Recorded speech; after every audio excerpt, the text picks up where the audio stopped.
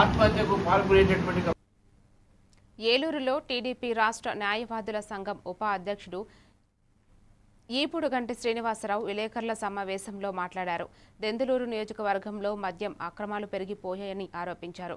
17 మద్యం షాపులకు అనుబంధంగా సుమారు 350 బెల్టు షాపులు నడుస్తున్నాయని విమర్శించారు. ప్రభుత్వం బెల్టు షాపులపై కఠిన చర్యలు తీసుకోవాలని, ప్రజలకు సరైన ధరలకు మద్యం అందించాలని కోరారు. గతంలో తనపై అక్రమ కేసులు పెట్టారని కూడా ఆయన ఆరోపించారు. నియోజకవర్గంలో అవినీతి అక్రమాలను అరికట్టాలని డిమాండ్ చేశారు. యువగళం కేసులకు సంబంధించి కానీ, లేకపోతే మా పార్టీలో ఆ రోజు ఇబ్బంది పడిన కార్యకర్తలు నాయకులకు సంబంధించి కానీ, ఇక్కడ యువగళం మొదలుకొని మదనపల్లి అంగళ్ళ వరకు మా పార్టీ కోసం, మా పార్టీ కార్యకర్తల కోసం, మా పార్టీ నాయకుల కోసం నేను వెళ్ళటం అయితే జరిగింది. నేను అటెండ్ అవ్వటం జరిగింది. అయితే మా గవర్నమెంట్ వచ్చిన తర్వాత మొత్తం అన్నీ ఒకటే బ్రాండ్, సాయి బాలాజీ వైన్స్. ఆ సాయి బాలాజీ వైన్స్ అధినేత ఎవరు? ఆ సాయి బాలాజీ వైన్స్ నిర్వాహకులు ఎవరు? ఈ ఒరిజినల్గా ఆక్షన్లో పార్టిసిపేట్ చేసిన లైసెన్సీస్ అంతా ఏమైపోయారు? వాళ్ళు ఎందుకు నడపట్లేదు అనేది ఒక ప్రశ్నగా మిగిలిపోయింది.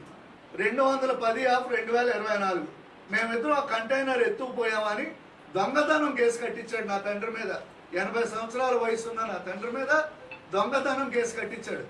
అయినప్పటికీ నేను ఈ రోజు వరకు సంయమనం పాటించా. ఈ 12/11/2024 రిజిస్టర్ చేయించాడు. నేను సంయమనం పాటించా. ఎవరైనా మాట్లాడతారేమో, ఈ వ్యవస్థ ఎక్కడన్నా సెట్ అవుద్దామని అని చెప్పి సంయమనం పాటించా. 17 కానీ అఫీషియల్ లైసెన్సీస్ ఎవరో ఉండరు.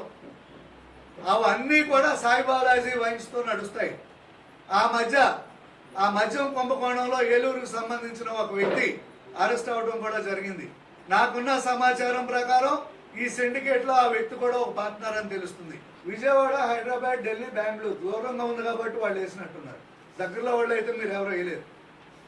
వేస్తే మీ కెమెరాలు ఉండవు, మీరు ఉండరు, మీ మీద కేసులు ఉంటాయి. వీళ్ళు దూరం వాళ్ళు కాబట్టి ఎవరో వేసినట్టున్నారు. నేను ప్రజల దృష్టిలో పెట్టడం కోసం నిజానిజాలను పరిశీలన చేసుకోమంటున్నా. నేను నిజానిజాలను పరిశీలన చేసుకోమని ఈ జరుగుతున్న దారుణాలన్నీ కూడా మీ ద్వారా ప్రజల దృష్టికి తేవాలని చెప్పి నేను ఈరోజు ఈ ప్రయత్నం చేయడం జరిగింది. మా పార్టీని మేము ఎక్కడ డ్యామేజ్ చేసుకుంటాం? మా మీద కేసులు పెట్టించుకుని ఈరోజు కేసులు